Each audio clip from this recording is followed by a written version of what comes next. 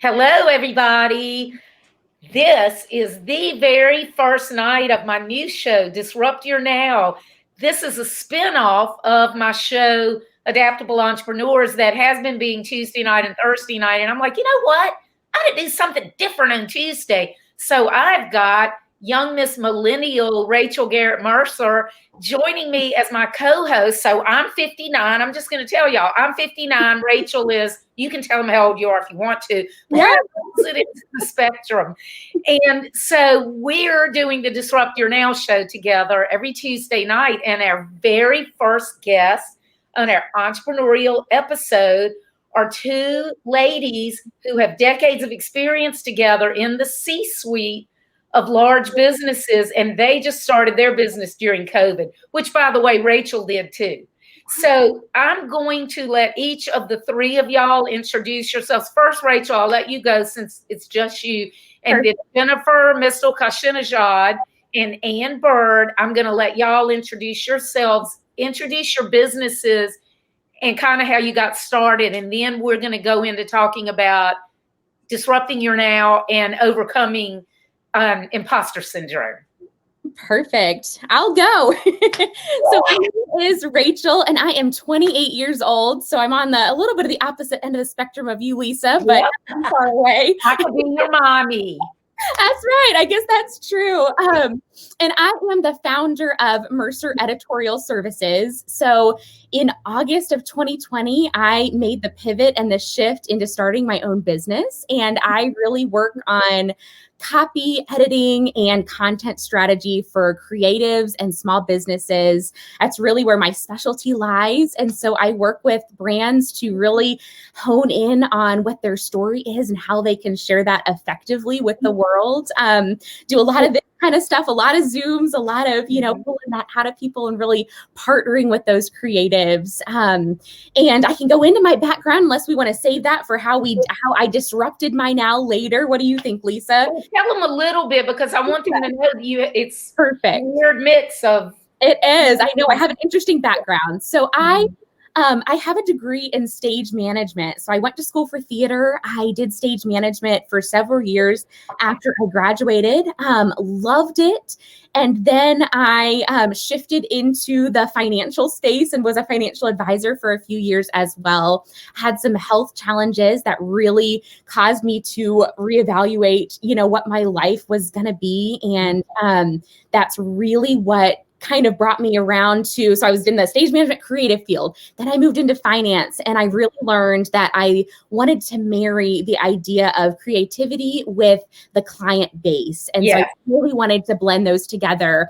And I just, after I had surgery this past year, I was, sitting there and I just decided, you know what, life's too short not to start the thing that has just been pulling on my heart. And so that's kind of how Mercer Editorial Services was born. And so lots of pivots, lots of shifts, but now I feel like I'm in this space where I'm finally creating the thing that I was meant to. And I'm sure you guys can kind of resonate with that. But how, this past year started. So I'm 23 weeks into this thing and loving it, but dealing with a lot of the same things you guys are. Yeah, exactly. Yeah. Well, I'm Jennifer Mistal-Kashinejad, and my partner Ann Byrd is here as well. And we started MsChiefs back in the summer, this past summer. But I come from a long history in corporate America, big corporate America, operations and HR. My last stint for the last 10 years, I was in big legal, AmLaw 150 firm, as the CHRO and the CAO. So spent a lot of time managing people, managing process, building process, and through that experience, it gives you such a broad perspective of, just everything from, frontline all the way to the boardroom, and the hardships that come with climbing that corporate ladder. And everybody says, oh, I want to be the C-level person. And it looks glamorous on TV, but there's a lot of hard work, and there's a lot of insecurity and damage that can come from that kind of pace and stress level. So when I decided to leave the industry, I was kind of at a point where I thought, I've done almost all I can do here. I've given everything. I've learned a ton, value all of those experiences, but it felt like it was time to kind of sit back and take on, like you said, Rachel, something that's always pulled at my heart. And I love to help others. I love to watch people grow and come into their own.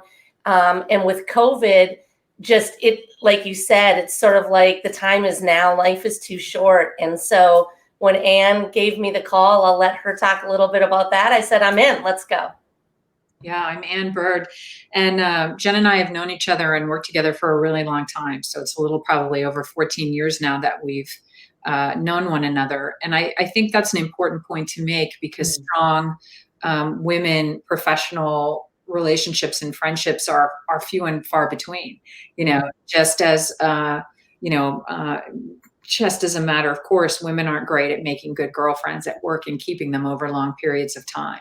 So I think that's a pretty extraordinary thing. But, like Jen, I was in big name companies, big banks, financial services companies, and ultimately big legal, and left because while I was still in legal in a C-level role, I'd started a doctoral program, and I was like, listen, if I really want to do this the way I want to do it, I've got to leave kind of, I can't be bifurcating my interests, right? Yeah. So I left the big world and started my own consulting company. And I was like, well, I'll just do sort of some, gig work on the side while I'm, down this doctoral rabbit hole. And, so what I've kind of spent the past 6 years now doing is, fractional C-level stuff, chief human resource officer, chief administrative officer, chief operating officer, largely in financial technology companies.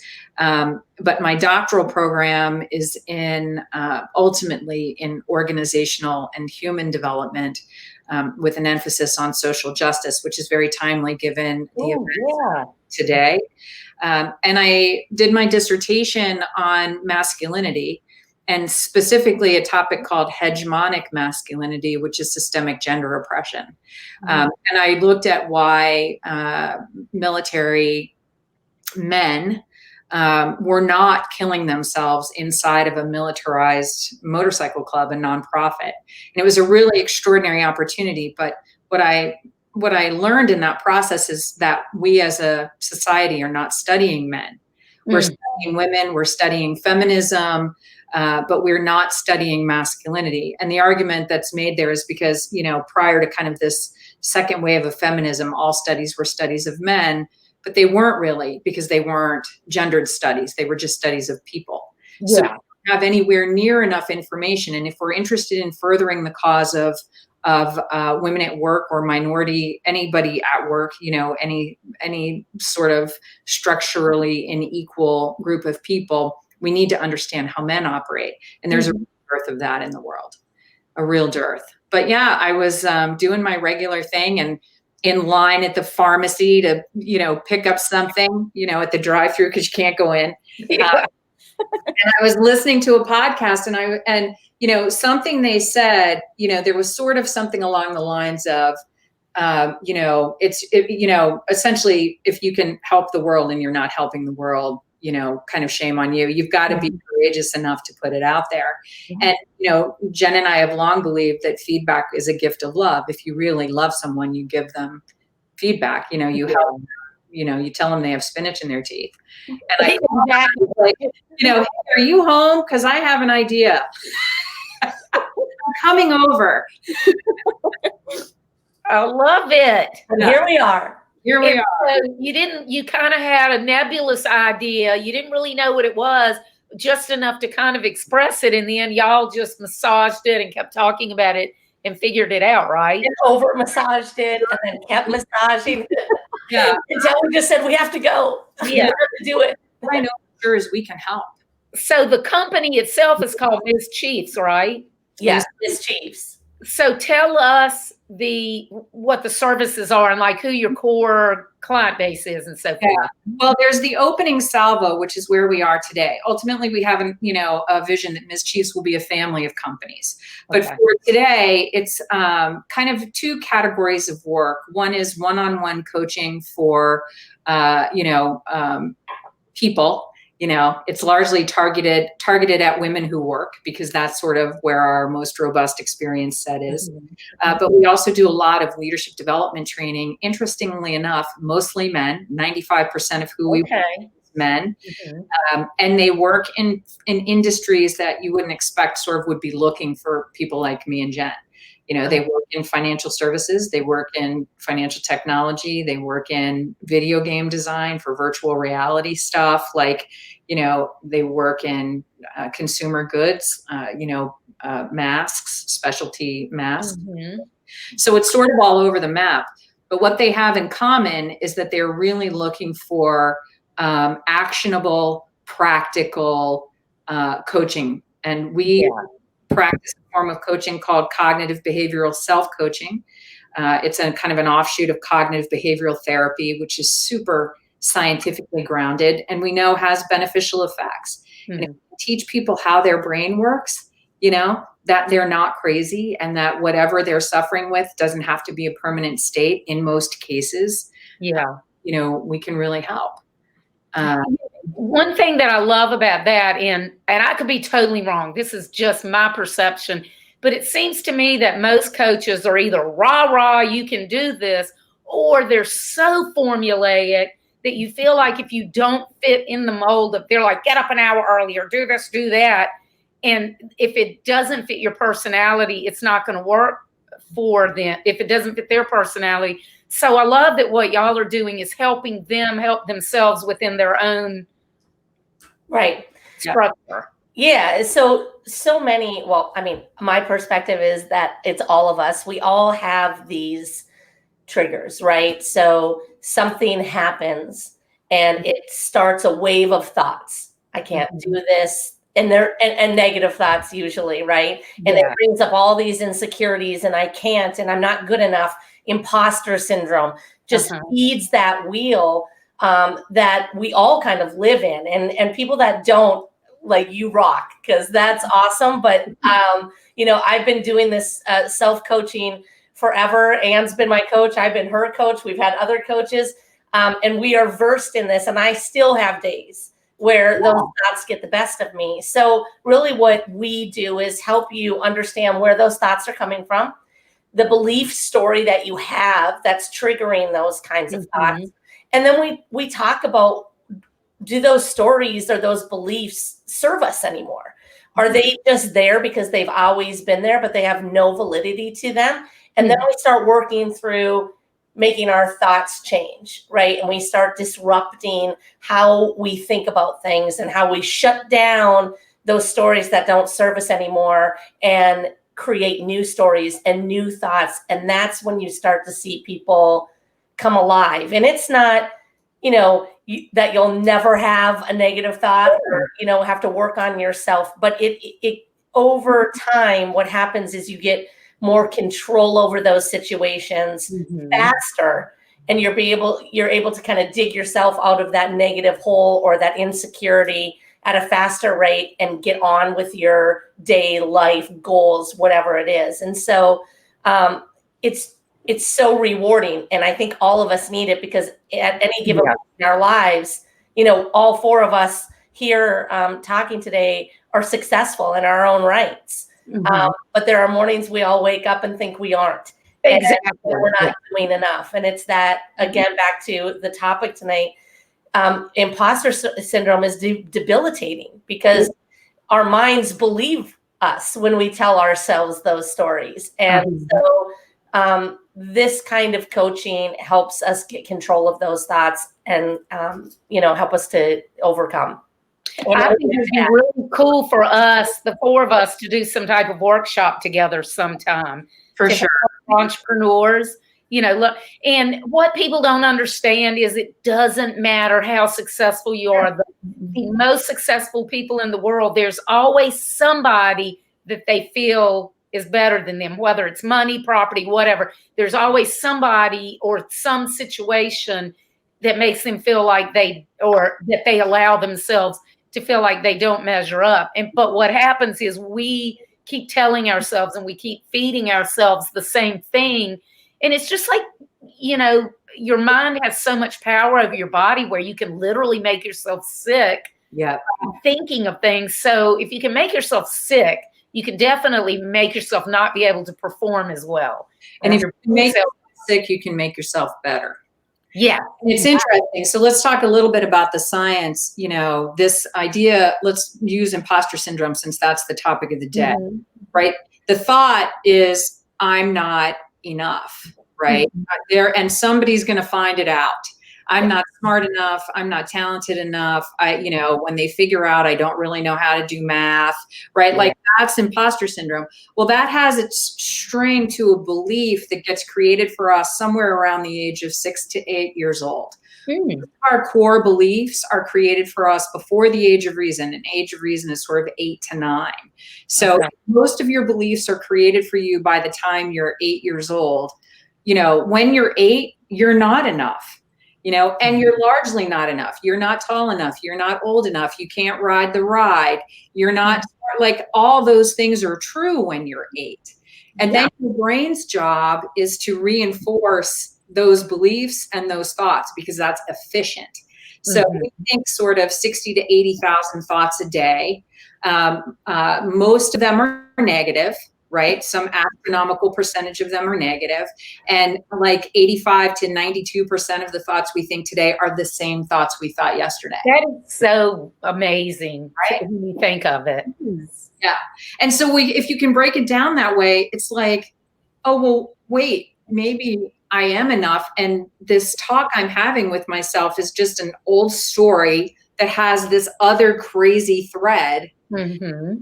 But changing it, now let's say we've had the aha moment, right? I get it now. There's a chance I might actually be enough. How do you reliably change the belief? How do you reliably change the thought? And that's really where the work is. Yeah. Because those thoughts are wired, it's like the Colorado River running through the Grand Canyon. It's that many times those electrical currents have passed that, have traveled that byway. And in order for them to take a different path, it's literally like rerouting the Grand Canyon. Wow. You have to have a thought to go to, a bridging thought that helps you believe that, oh yeah, I might actually be able to think a different thing in this situation on this day. Yeah. Yeah, because your brain wants to do what's easy, right? Yeah. Your brain's like, God, that's too much work to change that. I'm just going to keep telling you this same old story. Yeah. Whether it serves you or not, your brain has no feeling about that, right? It just wants the least path of resistance, and it's just going to keep telling you that. So you have to actively make it take a right turn. So that's what we do. And we work with people and, back to, Rachel, again, what you said, it resonated with me on finding your passion. And it's never too late, right? That's right. I am hopefully on the other side of my career. You're just starting it, Rachel, Anne, and Lisa. We're all kind of twilighting it. Yeah. And it's never too late, right? And it's never too late to change those thoughts and get control of your thinking and how you feel, right? And so we have this tagline that we say all the time, is that we can help you feel better for good. Right? Like, oh yeah, we for good, as in final, this is the last you're going to have to ever feel the way you've been feeling, and then feel better for good, just for the good of everything. So we say that a lot, but it's true. And that's what we want to give. I want to talk a little bit about Rachel and her starting her business because it fits right in with this. We had a conversation the other day. Rachel's only been in business, 4.5 months, Rachel? Just about, yeah. That is so awesome. All these people coming to her and wanting advice and wanting her to coach them. And she's like, Lisa, I don't even know what I'm doing. And I said, well, Rachel, compared to them, you're an expert. All you have to know is a little bit more. So I want y'all to talk a little bit about that with Rachel. Rachel, you talk about kind of the feelings that you're having. Yeah, I was just like, I was listening to you talk, and I just kept thinking I could have used you guys like 6 months ago. Just well, this goes back. You help us, we're gonna help you. So partnerships are born. I know. Well, and I was thinking as you were talking as well, there's pivots in life that are choices, right? That I want to go after my passion. And then there's things that are kind of forced pivots, COVID, or for me, it's been health things over the past couple of years. I live with type 1 diabetes and these kinds of things that just kind of force you into thinking differently, but they can also kind of fuel you with a bunch of negative self-talk. And it's been years of that, kind of going through and figure, you're in a career that you think is the right thing for you and it feels good, but then your brain is, you're kind of constantly bogged down in a lot of these feelings. And then you do something, you kind of choose to pivot.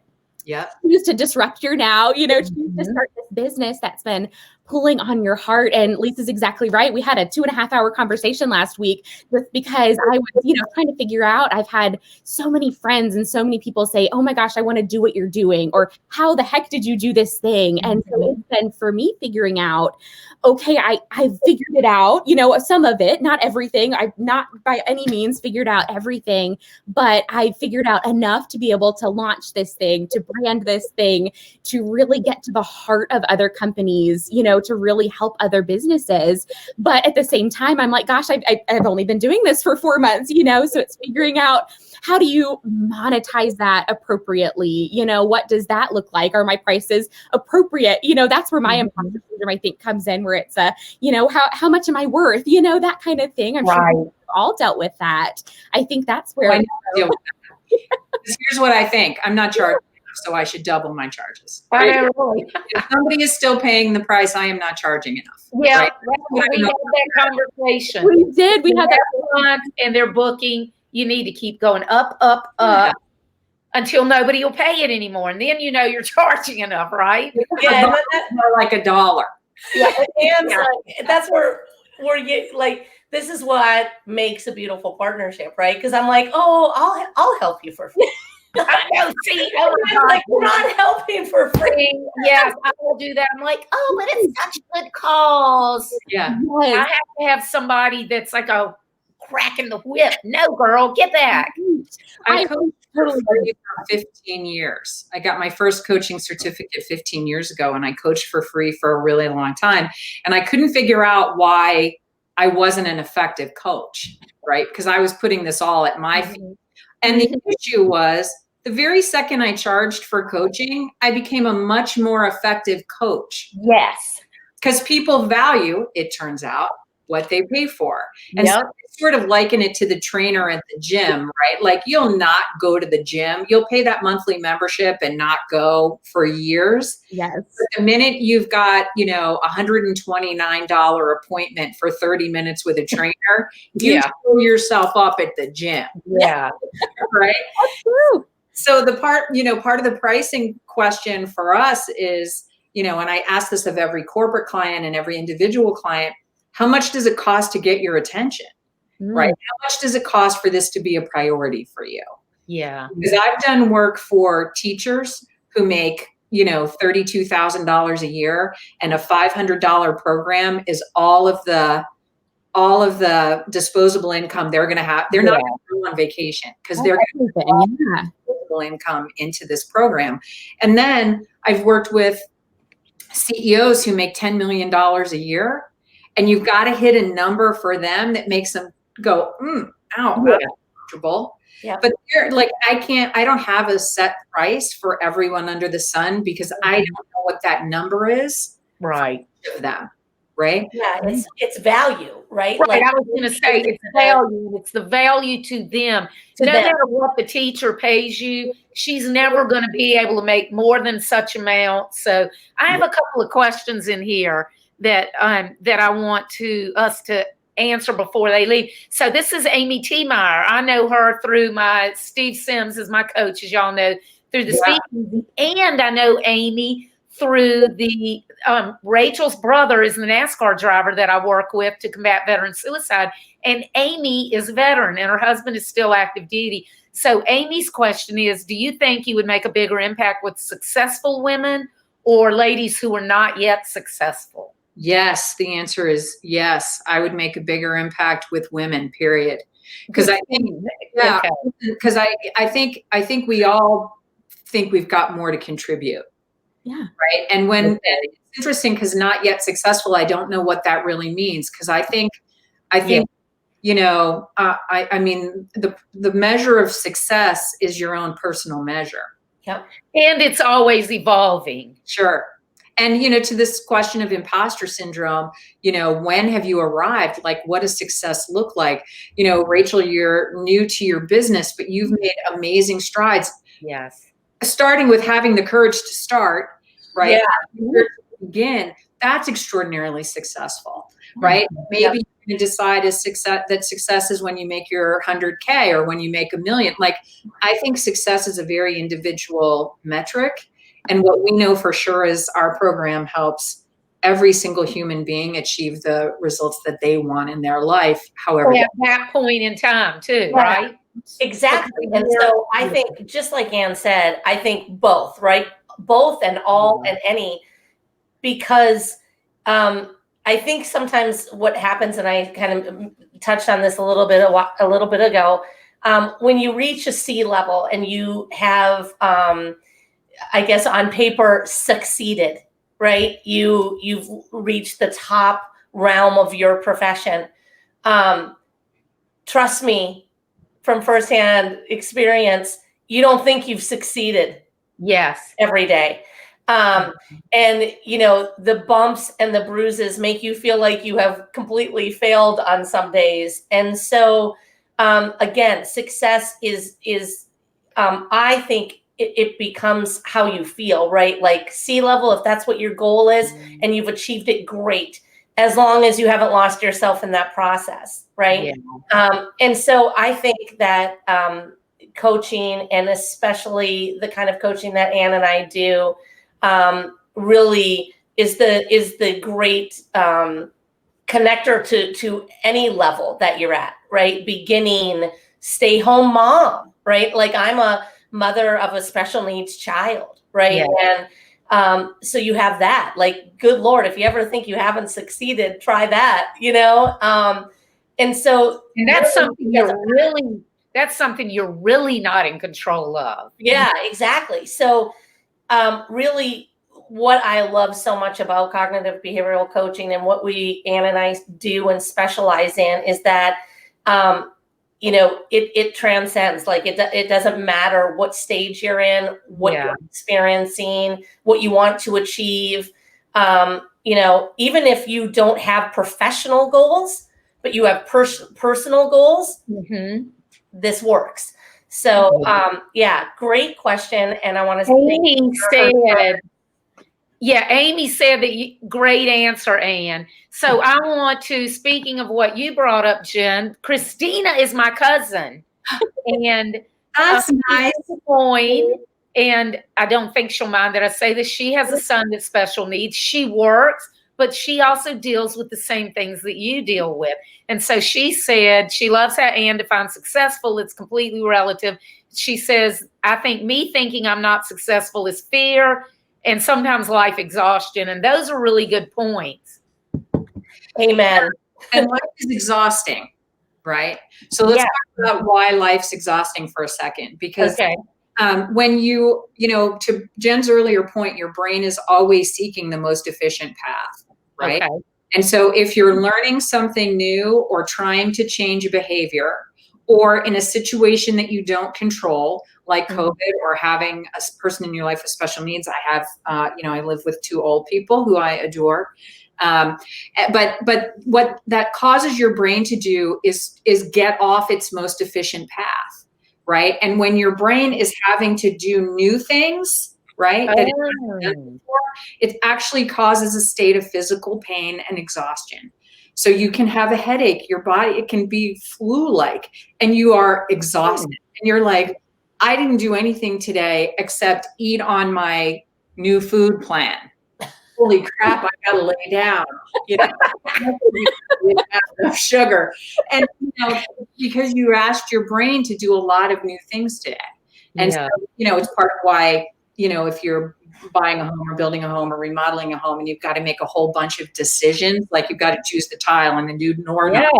Oh my heck, just beat me. It's so exhausting. It is. It's overwhelming. Yeah. Well, and like Christina, she works part-time. She has a special needs child. She's had 3 surgeries this summer. It's on and on and on. Her mother is in an assisted care facility that none of us have been able to touch her since last February. Yeah. And just goes on and on and on. In the end, she wonders why she's exhausted. Yeah. My person is just to be upright for 12 hours out of the day. Oh, look. If I could just be upright, Christina said, Ann knows me perfectly. Preach, sister. And Amy wants to know if y'all put any effort into finding minority ladies, any specific effort. We don't have to put any effort into finding minority ladies because they line up at the door. Okay, but so you do work with a lot of minority ladies. Yeah. Amy, does that answer your question? If not, comment and let me know if you have a add-on question to that. Well, and I've got a question as we're talking too, and this is just me learning about what you guys do, but you're mentioning all these things that might knock us down, right? So it's one thing and then it's a next thing or whatever it is, whether it's business or life. Are you guys, how long is your typical partnership? Are you guys with someone for X amount of time or does somebody come back to you guys? How does that work with partnership with you guys? Yeah. Yeah. We're not the coach in perpetuity system, right? Yeah. Yeah. It usually takes, it takes kind of 5 to 12 sessions, right? It takes 5 sessions to really kind of teach the core material, but you need some time to go by so that people can have their practice, Yeah. right? Have their experiences. And you want to be there to support people in their learning because like everything else, it starts out with this great honeymoon, and this great surge of enthusiasm. Right. Yeah. I'm doing everything. I just got a coach. I'm making my whole life better today. Yeah. And like tomorrow, you're like, Oh, it's hard. heck? Kind of like doing the diet and workout plan. Yeah. Right. Yeah, it's hard. It's hard to sustain. So like Ann said, it's not, infinite. However, we have a lot of people that obviously we don't speak with them as frequently. Mm-hmm. There's always check-in and there's always, support, I would call it. That's infinite. But the program, to Ann's point, 5 to 12 weeks. And our goal is that you can start coaching yourself. That's why we call it self-coaching, so that you learn the tools. But that doesn't mean we're gone and we're like, okay, you're all done. Yeah. See ya, good luck. There's constant, when you have a coach, I don't know if it ever fully goes away, but I think that our goal is to help you learn the skills to help yourself more, because that's the most effective and efficient way, is when we can get control of our own minds. Yeah. But check-in points, or if there's something in particular that happened, we're having a hard time. Like I said, I've been doing this for 15 years or plus, and I still have days where I call Ann and go, I need some help. So, I called Jen in October. I was on this little kind of mini, road trip, and I was like, I am freaking out. I am melting down. It's irrational. I can tell you the 72 reasons why it is irrational, and I cannot get control of my brain. Like, I'm having physical symptoms. My hands are shaking. Like it's so stupid. And intellectually, I know it, right? But it really helps. I mean, it really helps to get it out of your brain, right? Yeah. Your brain, the way kind of things are organized there, and this, I'm going to be very imprecise about this by design, but we don't really know what we think until we write it down or say it out loud. Yeah. So you got to get it out of your head. And then you're like, okay, well, I can deal with that. Right. Like that is crazy. So sometimes giving it to a coach, in this case, Ann called me, she gave it to me. I took it off of her brain. We talked through it. Boom, everybody's feeling better. And that's how the coaching relationship goes. So Rachel, isn't it nice? I was freaking out over a phone call that I had to be on.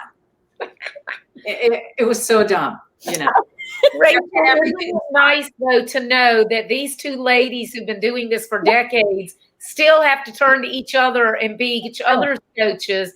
you know, the rest of us, hey, we're not so bad. We're normal. Oh, you're totally.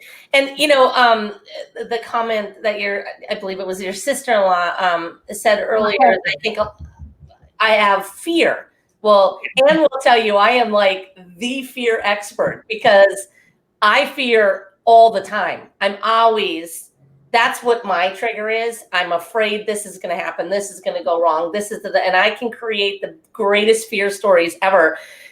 So I'm great at coaching people on fear, just not myself all the time, because I get it. And fear is, man, that's a tough one. And that is a belief system. I still don't know where it came from because I can't pin anything when I'm younger where any of that came from. God, it pushes me some days to the moon. It's called catastrophizing, right? Yeah, your brain. My husband goes from, there's some minor thing. Let's just say, I'll give you an example. My office is in a little bungalow that we own next door to us. And 10 years ago, whatever, all of a sudden we noticed that the foundation was like bulging out in this one place. He immediately goes to, oh my God, it's going to cost $10,000. Like, we haven't even gotten anybody to look at it. And I'm not making fun of him. It's just, he immediately goes to what he thinks is the absolute worst scenario. And it costs less than $1,000. It's like, Kim, let's just pick up the phone and call somebody before we, you know. But then I have my other things that I freak out about. My things are usually not fear of something like that, or not that I speak about. Mine is more like, I've realized as I've gotten older, mine is more like it causes me to procrastinate because I might have an idea and I know it's great, but what if it doesn't work? And I don't even realize I'm thinking, what if it doesn't work? But dragging it out forever because then I can never get to the point that I have to know I failed. Yeah. So sometimes catastrophizing is if I make it, you know, you get into this habit, and this is where your brain just keeps feeding you what it thinks you want. If I make it really bad, if I think the foundation is going to cost $10,000, when it costs $8,000, it won't hurt as bad. Exactly. That's what he does. Yeah. And that's not, you know, you think it's self-serving, but it really isn't. No. Yeah. I think that's kind of, he's like, if I automatically go to the worst case scenario, then I can't be disappointed. That's right. Well, that's how your brain rationalizes the activity, right? You know, your brain is like, no, look, there's logic attached to this. This is a reasonable way to think. You're curing yourself. You're protecting yourself. Your brain is a liar, right? Yeah. Hello, we need that. I'm telling you the truth. Is a liar. That's a new tagline. Your brain. I love it. Worst possible resource, your own brain. Best possible resource, your own brain. It's a terrible, terrible conundrum. You know? Well, and I'm thinking too, I'm just like thinking about like catastrophizing. Y'all are talking about that. And I'm thinking about the things like, I work with clients, you know, and I pull out their story. I'm always working on the human element, right? I'm always like, you know, what is your why? What is the thing that you want to convey? How can we actually put that into words? And then I'm over here and, you know, I'm, you know, type 1 diabetes. I have these devices. So I'm just a human moment for you guys. I have things that beep and alarm and those kinds of things. Before I hopped on this call, I'm like thinking, okay, what do I need to turn off? What do I need? You know, those kinds of things. So your brain's going in all these different ways. And I can do that for other people where I'm like, it's totally fine. If somebody has a human moment, I think that's awesome. I think that's beautiful in other people. And then I look at myself and I'm like freaking out over here going, well, if it goes off in the middle of a live show, and you know, I'm like, okay, what's the worst thing that's going to happen? I say, hold on, guys, I have an alarm going off. It's this. You know what I mean? I know. So Anne and I, when we started, we were doing, started doing podcasts and started doing live videos and stuff. I always felt like I had to caveat that there could be, I could be interrupted because my son with autism could care less that I'm on national TV. Like, he doesn't care. He's like, I need something and I'm busting in and I'll have the conversation when I want to have the conversation and I'm going to ask you 10,000 questions. It doesn't matter if you're busy. Or he'll make autism noises that are not particularly good. Or people wouldn't understand what the heck is that screeching. And so I spent a lot of time, and Anne was like, listen, Jennifer, this is who we are. We deal with people in real life. We cannot make ourselves look so edited and so perfect, because that's a lie, and B, completely unrelatable. So to your point, exactly. I do it still. I'm like telling my nanny, please don't let him come in here. That's right. But it's life, and we all have these things, and that is one of the things that corporate America, I believe, instills in us. Maybe we're in progress since everybody's had to be at home with COVID. I pray that there is, because guess what? We all have life. And guess what? We can still do our jobs, and it's okay. And I think we need to put all this armor down of trying to make sure that, when we're on, we're on. See, my dog just barked. They're telling you, see? There's real. And I think you can serve other people better if they realize you're not perfect, because then they realize it's okay to show their vulnerability. That's what I was going to say, Lisa. It's the connection. I feel like we are connecting better. And we as coaches or people that are helping like storytell, those kinds of things, I think we're able to get into the psyche or get into whatever that is a little bit better. When we show that ourselves, we're kind of allowing other people to feel that way too. So it's a type of leadership, I think, in my mind at least, you're leading others by saying life is messy. Life is, I feel this way too. It's kind of that. Yeah, it's not perfect. Yeah. And by the way, I'm just going to make a commercial here. Oprah, you need to have We Four Ladies on. We need to be up on stage with Oprah, don't we? It's for us. Oh, and Amy said we could get shirts that say your brain is a liar. Yeah. I love it. I love it. No, it's not. It's improperly motivated. No. Yeah. It's so true. And isn't it amazing that we listen to all the negative things that our brains say, and our brain has to be right. It's so smart, but when it thinks a positive thing, we tell it it's wrong. Yeah, that's where imposter syndrome comes in. Yeah. And so Ann and I talk about this all the time when I call her and I'm like, oh, I don't know if I can do that. She's like, Jennifer, when have you failed? She takes me through this whole process. I can tell you what she's going to say. And it's the truth, because nothing on paper, on success, on what has actually happened supports the fact that you are not what you say you are, right? Yeah. Like, you just don't get to become a C-level person by sneaking through, by not knowing what you're doing. You don't start your own business at 28 if you don't know what you're doing. Right. But our brains want to say, yeah, but that's not really the truth. We were just really lucky. We were just, they didn't understand. They didn't, blah, blah, blah. Instead of looking at the facts of the matter that say, yes, you actually can do this. Yeah, we want to discount those all the time. Well, this is how I ended up with a PhD, right? Because I needed to know all the stuff before I thought I was credible to talk about the stuff. Right. Yeah. That was. She knew the stuff way before she got her PhD. So you're like, okay, I have a bachelor's, but now I need a master's. Is that what you're saying? Then you're like, no, now I need a PhD. Is that what you mean? Yeah, no, I actually don't have an undergraduate degree. I don't have a bachelor's. Wow. So I went to school for 3 semesters, like regular college undergrad at George Mason University in Fairfax, Virginia. And they, after the 3rd semester, suggested perhaps I should take some time off. Right? But I perhaps wasn't quite convicted enough. So, I did take some time off. I took about 11 years off. And I worked for a guy who was getting his MBA at George Mason University. Okay. He asked if I would do some of his homework, which, trust me, it's a complete honor code violation. Yes. But I got A's on his homework. And I was like, now, how dumb is this, right? I'm going to get his A's. I think I need to go get my own A's. So I went and met with the director of the program, of the MBA program, and said, listen, I'm not academically credible, right? I don't meet the academic requirements for this program, but I do know how the process works because I can read the rules. And the rules say at this moment in time, under that accrediting body, they could accept up to 10% of their incoming class without an undergraduate degree. Oh, okay. That's what the rule says. I didn't know that. That's right. Well, it might not be the rule, and it might not be everybody's rule, but it was their rule, right? Because I know where the Department of Education lives. I can look up accreditation standards. That makes sense too, because your experience counts for something. That's way more important than a book. I've got 10 years of experience. I manage 300 people. I work at a name brand company. I don't have an undergraduate degree, but I do think I meet the requirements of the program.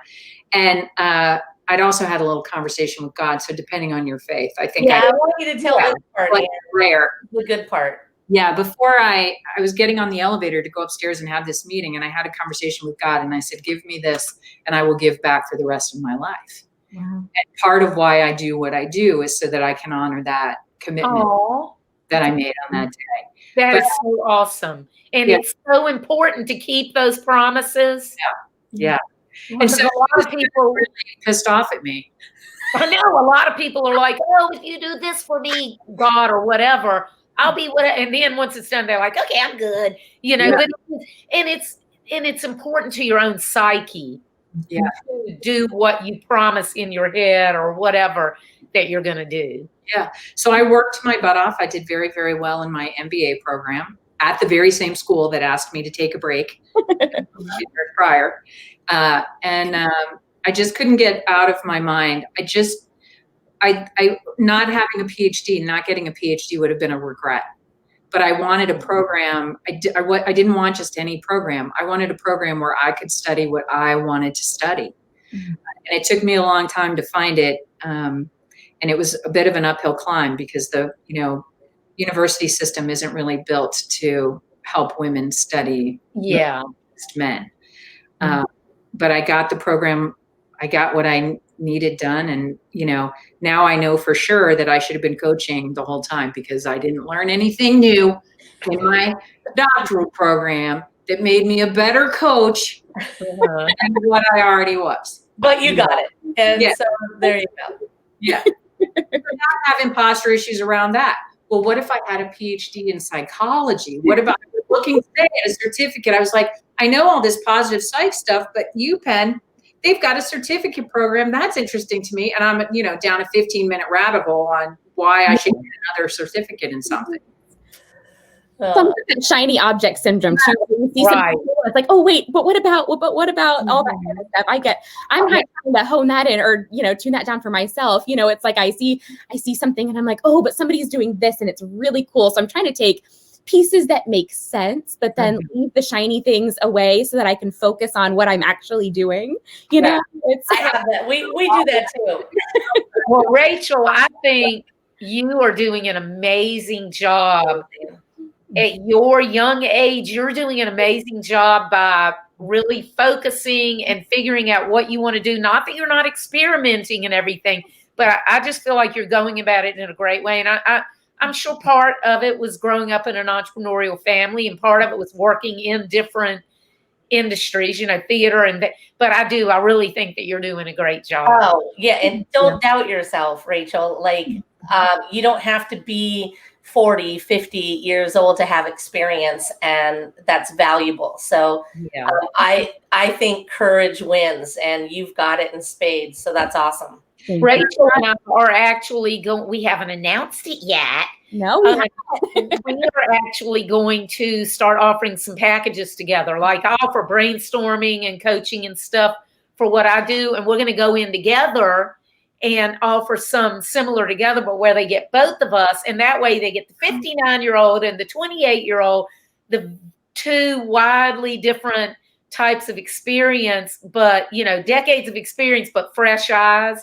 That's so awesome. And that way people get a wide range, of view, but also it's a way that any imposter syndrome she might feel that she has, it's a way kind of me coaching her along. I'm excited about it. I think it's going to be fun. I'm so excited too. I know it. I'm so excited. Yeah. Well, Ed and I are incredibly intimidated by the tech. Yeah. Wait, what? We have to tweet? We don't know how to tweet. Who has a Twitter? I don't have a Twitter, you know? I mean, we don't know how to do a website. We don't know how Oh my gosh, we all got to get on Clubhouse. Does anybody know how Get to on Clubhouse. It's amazing. You would like that more than anything. Yeah, it is. I spend more time learning stuff that I have no business learning. Yeah. Rachel, we need to have a conversation.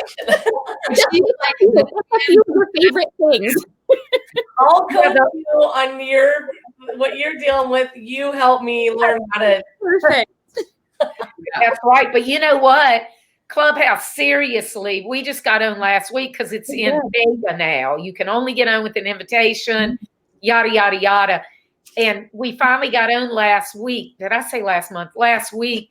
And in less than 24 hours, I met an actress that has been, I wasn't looking to meet an actress, but accidentally I was in this room and it wasn't even talking about business stuff.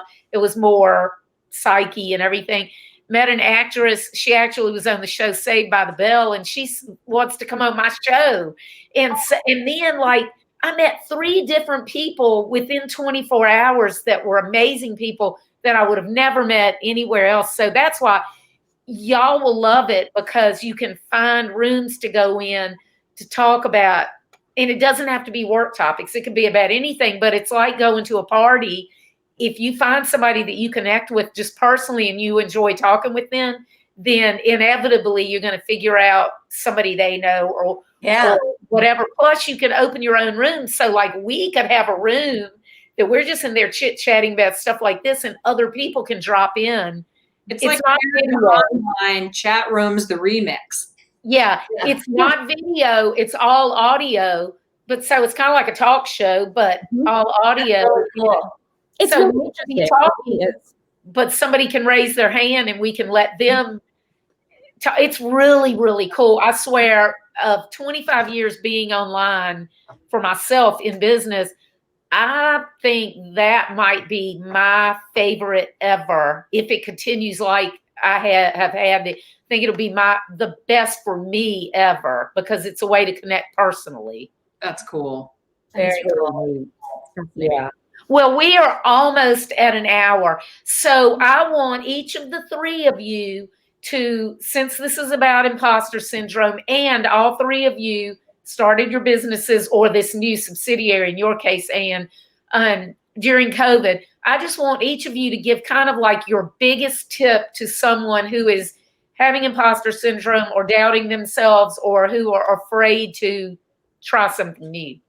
Yeah. I guess I can go first on that for sure. The biggest thing for me, I think, was listing the skills that I know I have. Listing those skills and really, really honing in on, I've done this, I've done that. How does that translate into what I'm doing now? And then finding community over competition. I think that, I mean, you hear that so often, but I think that's so important to find people that are doing what you do or doing something similar to what you're doing. And then finding those people that are, yes, you're cheerleaders, but also people to look up to. And then you're kind of that person that comes into that space and then somebody else is looking up to you. I think that's like the biggest thing, is knowing what for me, it's reminding myself, these are the things that I know. These are the things that I'm really good at. These are the things I need to work on, put that to the side and work on those. But that for me has been the biggest thing, is just making that list, reminding myself of that, and then finding people that can kind of come alongside you and say, yes, you're good at this, or, hey, let me help you with that. That's great advice. Really helpful. That's great, Rachel. Thank you.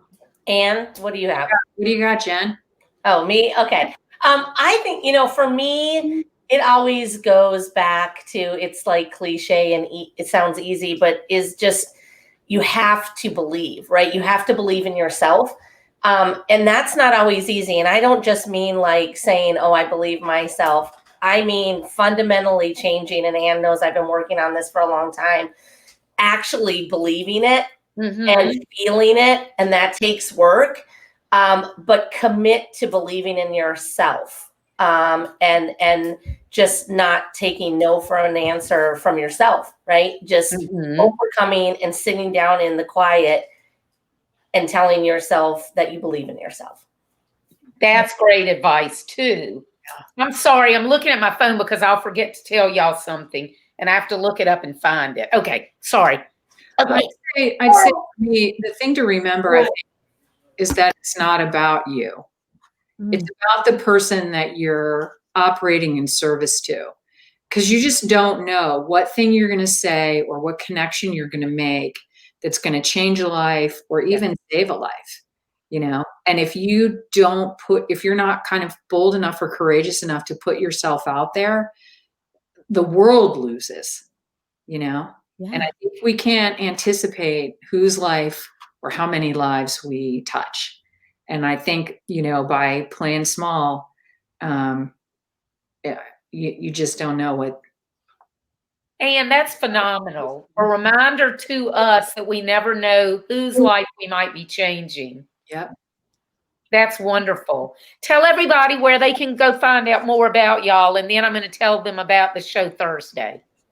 All right. You can email us at hope@MsChiefs.com, which is, pretty easy.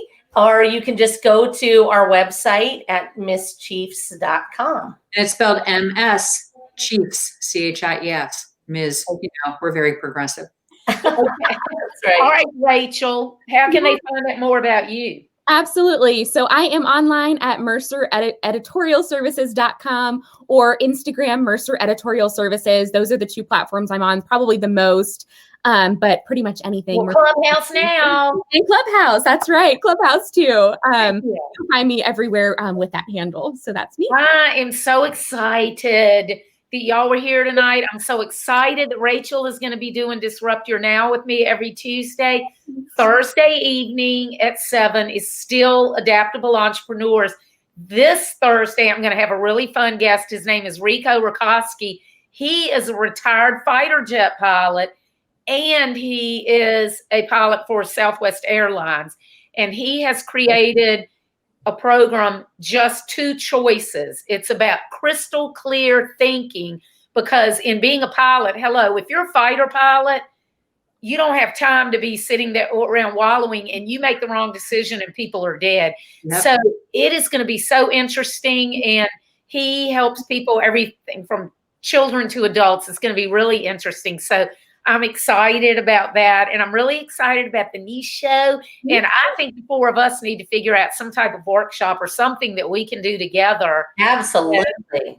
Absolutely. And Lisa and Rachel, thank you so much for having us. Can't thank you enough. And hope we can do more together, like you said. Oh, you're welcome. And that reminds me, though, this is a good example. We talk about networking. I know Jen's parents. Yeah. And we go out to dinner every once in a while. We've always talked about family, this, that, and the other, but we had never met. And the other week, her dad's like, "Don't you do marketing?" And I'm like, "Well, yeah, that's a little bit of what I do." And he said that Jennifer and Ann had started this business. And he goes, it's new, maybe y'all ought to meet. And so you never know who you might know that knows somebody who is a wonderful person for you to get to meet. I'd always wanted to meet you anyway, Jennifer, because just personally, I felt like we had a lot in common. Yes, yeah. I'm so excited that they were like, "Oh no, here's a real specific reason that y'all to meet." So you never know who knows who. And if her parents had not been at dinner with us and said, "Hey, we want y'all to meet," we wouldn't be on here tonight talking with everybody. Yeah. Yep. Grateful for the little messages that say you're supposed to be doing what you're doing. Yeah. So everybody out there, if you enjoyed this, Thursday nights are Adaptable Entrepreneurs, Tuesday nights are Disrupt Your Now, and all of the past shows will be on my Facebook page, but you can also go to my website, LisaKipps-Brown.com, LISAKIPPS Brown.com, and I have all the past videos on there. So thanks, everybody. Cheers, y'all. Everybody. Bye.